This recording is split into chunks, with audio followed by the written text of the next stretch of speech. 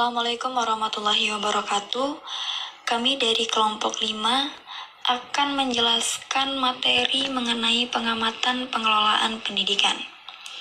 Yang pertama kali akan kami bahas yaitu mengenai pengertian pengamatan pengelolaan pendidikan. Apa sih pengamatan pengelolaan pendidikan itu?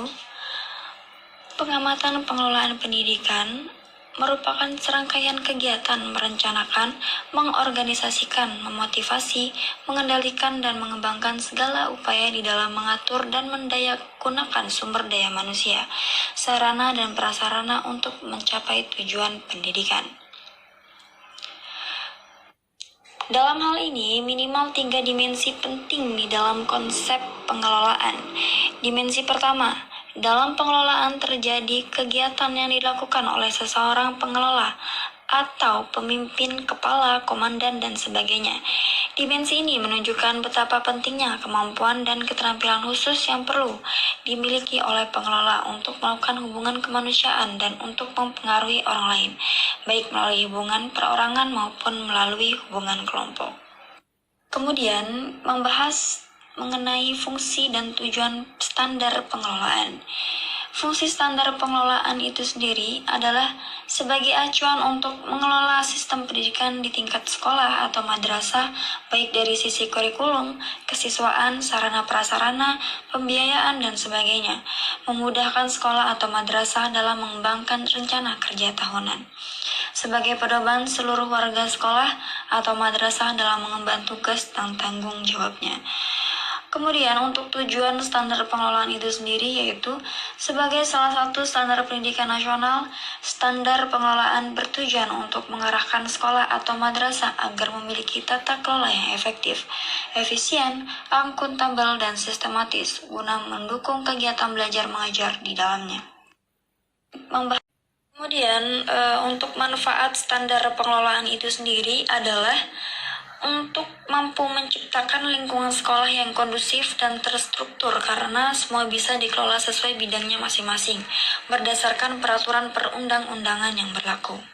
Mengenai pengamatan pengelolaan pendidikan itu sendiri terdapat ruang lingkup yang terdapat dalam pengamatan pengelolaan pendidikan, yaitu 1. Isi standar pengelolaan. Isi standar pengelolaan pendidikan diatur dalam Peraturan Menteri Pendidikan Nasional Nomor 19 Tahun 2007 tentang standar pengelolaan pendidikan di satuan pendidikan dasar dan menengah. Yang kedua, perencanaan program. Perencanaan program unit satuan pendidikan bisa diuraikan ke dalam bentuk visi sekolah atau madrasah, misi sekolah atau madrasah, tujuan sekolah atau madrasah, dan rencana kegiatan sekolah atau madrasah. Kemudian, visi sekolah atau madrasah. Sekolah atau madrasah harus merumuskan dan menetapkan visi lalu mengembangkannya.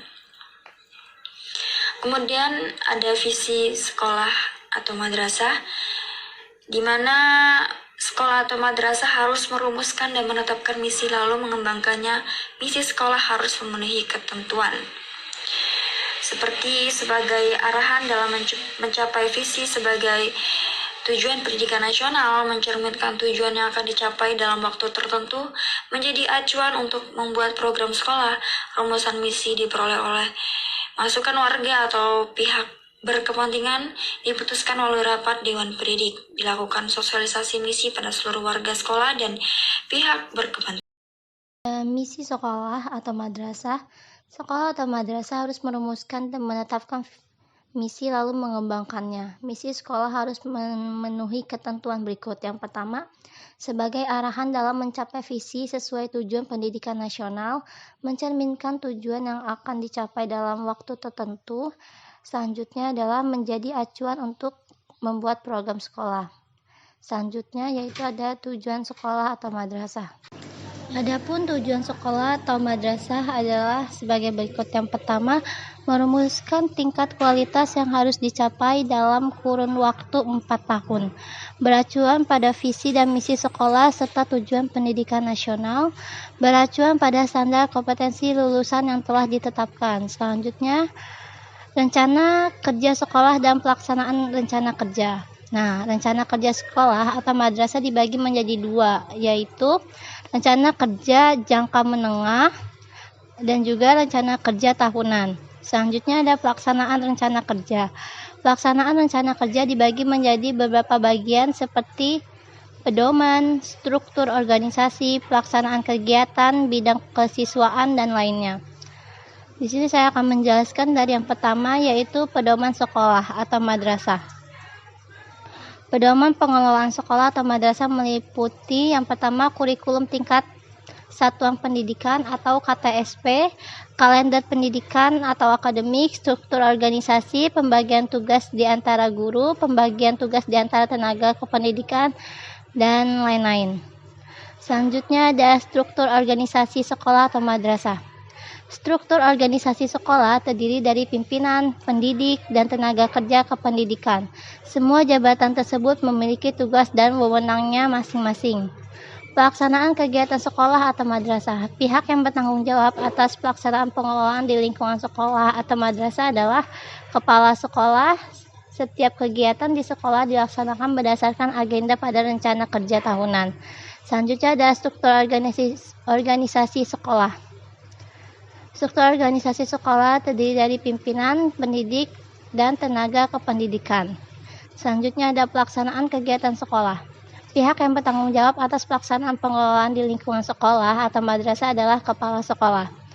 Selanjutnya ada bidang kesiswaan, ada juga bidang kurikulum dan kegiatan pembelajaran, ada juga kalender pendidikan, ada juga penilaian hasil belajar peserta didik. Selanjutnya ada peraturan akademik, selanjutnya ada bidang pendidik dan tenaga kependidikan, selanjutnya ada bidang sarana dan prasarana, ada juga bidang keuangan dan pembiayaan, ada juga budaya dan lingkungan sekolah atau madrasah, selanjutnya peran serta masyarakat dan kemitraan sekolah atau madrasah. Yang terakhir adalah pengawasan dan evaluasi. Baik, cukup sekian presentasi yang dapat kami sampaikan dari kelompok 5.